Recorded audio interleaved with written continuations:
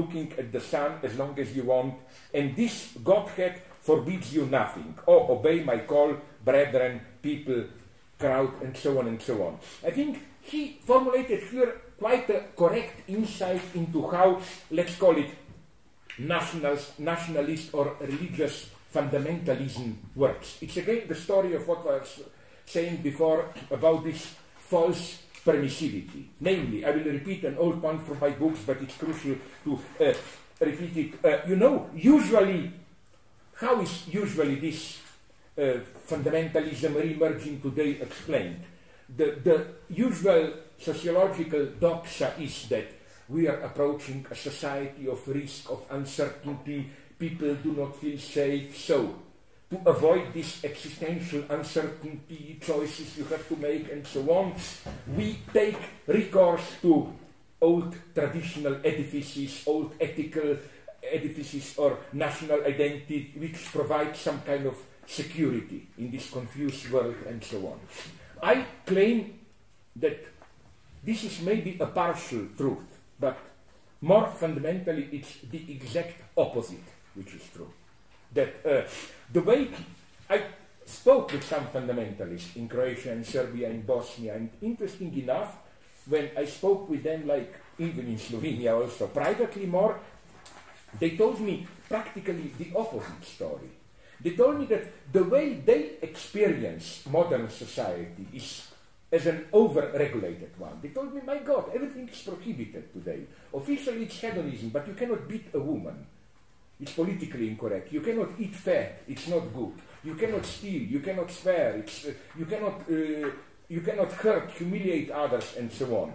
So for them, becoming a nationalist or religious fundamentalist is precisely a way to gain a new space of permissivity. It's proclaim yourself a nationalist and you can rape, kill, and so on and so on. You are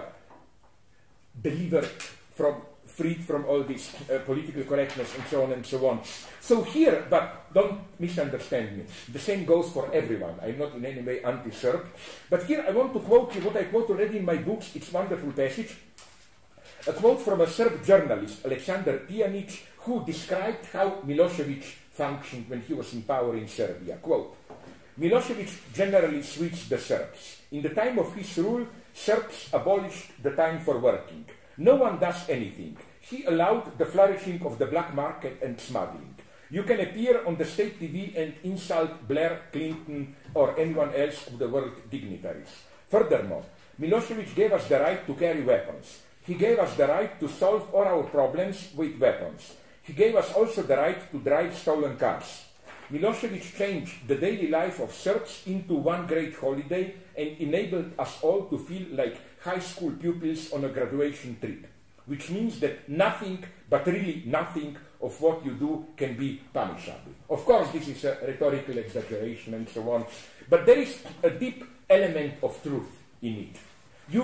When you have a authoritarian, fundamentalist edifice, it is officially founded on prohibitions, like Hitler's address to Germans, enough of the Weimar decadence, sacrifice yourself for the country.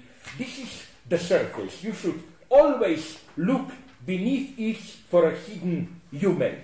The true message is always pretend to sacrifice, but then you may rape, kill, whatever you want.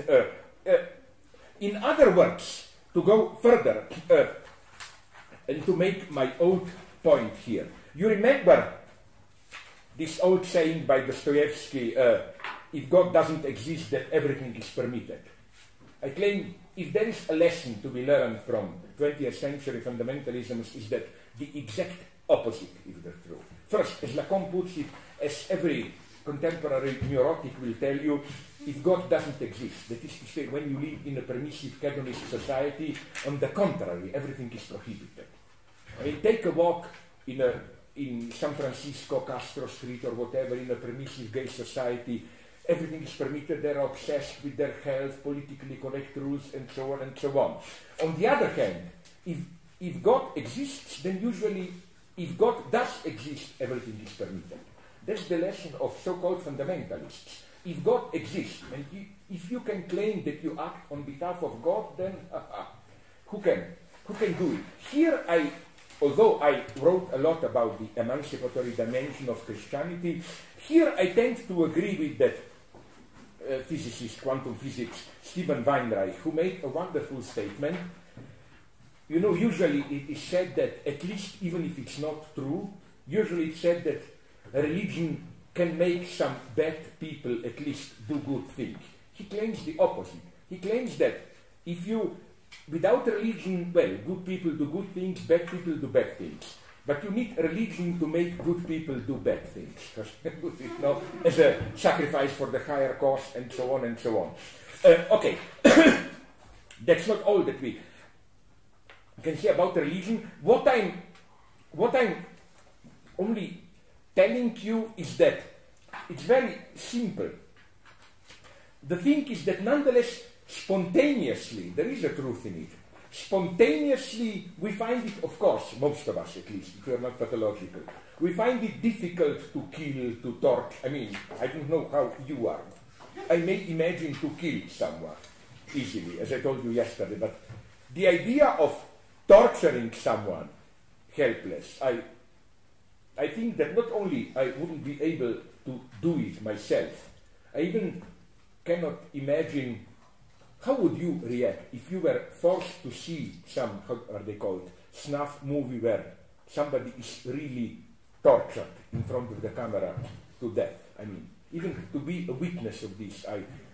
So the problem is how to make people do it. And here, so-called fundamentalisms, or at a different level, so-called totalitarianisms, found a wonderful mechanism, which is to take into account your resistance to do it, but then to stage to make you perceive this resistance, like you find it disgusting to kill someone, torture, as your weakness, and to make you experience your overcoming of this resistance as a true heroic sacrifice. For example, the classical formulation of this operation, you find it in one of the really bad guys, Heinrich Himmler. You know his famous speech in the early 43 when they were preparing Holocaust in Poznan, in Poland, to SS officers, where he approached directly this problem. No? And his problem was, he said it openly, SS officers will have to do many horrible things, like killing women, children. And then he produced the formula where he said every majority of ordinary people can do a good thing for their country. It takes a truly great patriot to do a bad thing for your country. That a true greatness is that any idiot can sacrifice even his life or her for his country. It takes a true love for your country to be able to kill, to torture for your country. That is to say, to crush even your elementary, not moral sentiment. The trick is to present your, as it were, spontaneous ethical attitude as part of your narcissistic identity, and claiming what right do you have when country needs it to stick to these rules, and so on and so on. So it's a very tricky mechanism which is at work here. But okay, let's leave this stuff. You can read about it and so on. What I would like to do now is to make a step further to conclude for today. First, I would like to mention the last film. Maybe you've heard about it. I talk about it, which is the film which is, I think, a perfect example of this split I'm talking about. The split, the gap between explicit and implicit ideological message. It's John Carpenter's, the one of Halloween and so on. He's an interesting example of Hollywood left. He really is a leftist. You know how I discovered? Do you know his movie? It's difficult to get. It was a failure, but I love it, although it's a little bit boring. They Live, from 88. This pure leftist paranoia of, we are controlled by foreigners, but in the middle of the